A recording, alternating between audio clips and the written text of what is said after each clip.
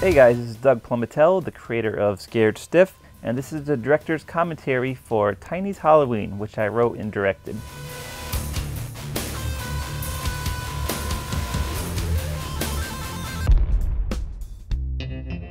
Tiny's Halloween is one of my favorite movies I've ever made. It stars and introduces our franchise character of Tiny, and Tiny is, I think, a very cool character. He's the human embodiment of Halloween. He's a little scary, he's a little fun, and just, I think he embodies everything that goes into Halloween. You can see my tracking shot, my homage to John Carpenter's Halloween. And there's Tiny. Trick or treat. Oh my. This is Kate Catcher. She's someone I've actually known for a long time. Back in the early 90s, I used to babysit her son, so it was fun to reunite with her and have her part of the series. Trick-or-treating with you tonight? We shot this on a cold autumn night. I think it was mid-October. And you can really see, that New England frost. You can see the fog coming out of their breath. So that really gave it a real authentic Halloween feel to it. And that's one thing I really strived for in Tiny's Halloween. I really wanted every shot to look like Halloween. And I got a lot of comments on that, which is great. A lot of people say when they see Tiny's Halloween, they feel like it was a genuine Halloween night, which, we were only 2 weeks out, so it gave it that authenticity. I used these slow motion shots of Tiny walking through the fog because I wanted him to have that real supernatural feel to it. So when people see him, they know he's not an ordinary guy. It's I tried to make this kind of cinematic and just really help create the character. We shot this up in a house way up in the woods in North Stamford. It was a great location. There's very far from any main road. We shot several of our Scare Stiff episodes here. In addition to Tiny's Halloween, we shot Curse of the Scarecrow, Alternative Medicine, we used the exteriors for Alone, and I believe a few others. We had at least 1 or 2 shots at that location. This is my cousin, Allison Robertson, who is an award-winning opera singer out in Oregon. She's been in several Scare Stiff episodes. She played the wife in My Last Words. She was in The Zombie Chronicles. She was the voice of the mother in the wind in both Whisper in the Wind movies. Bye.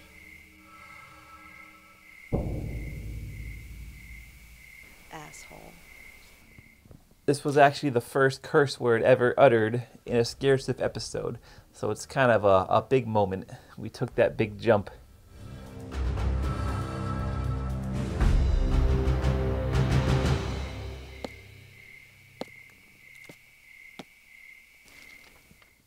This marks the first on-screen appearance of Joe Nemchek, who's been in several Scare Stiff episodes. You guys have probably seen him in Zombie Chronicles, Whisper in the Wind, Curse of the Scarecrows, My Last Words, and many others.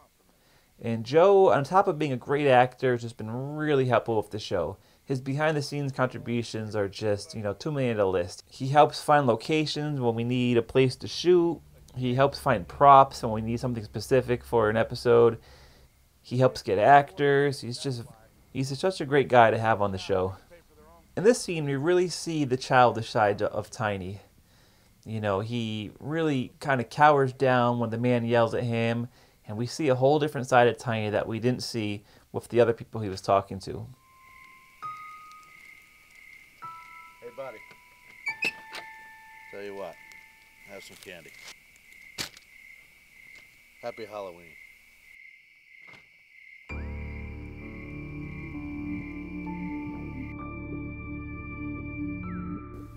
This time we see Tiny walking through the fog in regular speed, kind of showing the human side of him now.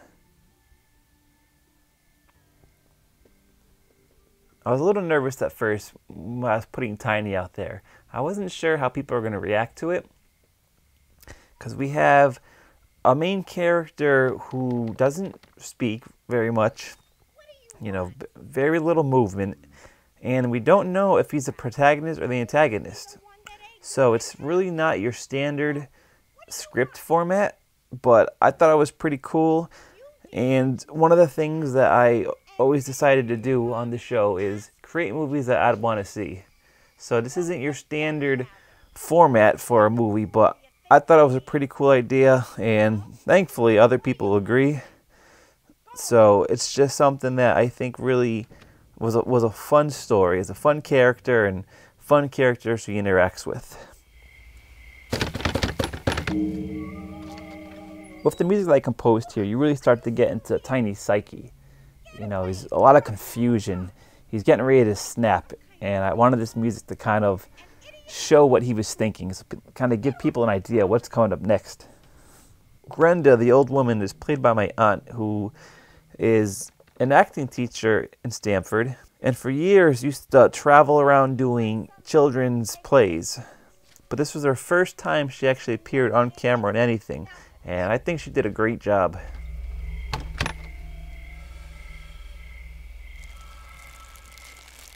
Poor Grenda broke one of the rules of Halloween. You don't give an apple instead of candy.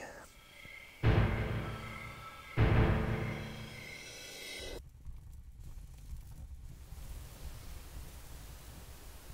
dirty little bastards.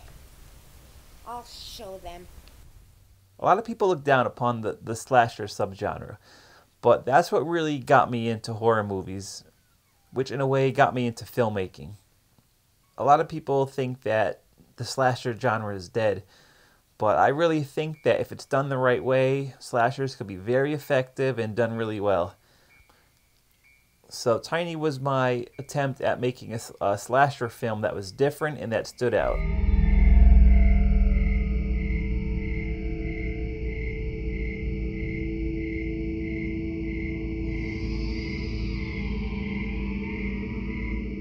Okay, now we see Tiny's in the house, and now she's closing the door and getting herself stuck in there with the killer.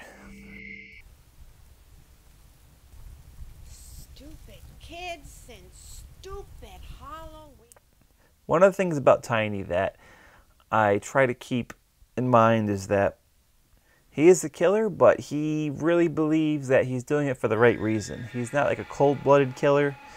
He only kills when he feels that someone did him wrong. So to keep that characteristic alive, I made sure to never really show him in the act of the actual murder. Kind of keeps him a character you still kind of want to root for, you're still afraid of, but you kind of want to root for him. I felt like if you saw him doing the actual murders, then we're really making him into a bad guy. I didn't really want to do that. Without Tiny, I don't know how far Scaresif would have gone. You know, that was really our breakthrough hit. And Tiny since has appeared in 2 other Tiny's Halloween movies, and he's actually been in a couple matches in our Horror Wrestling Federation. So who knows what's ahead for Tiny, but without him, I feel comfortable saying that Scaresif might not be around if it wasn't for Tiny's appearance earlier on in our show. So thank you for listening, and we'll see you next time.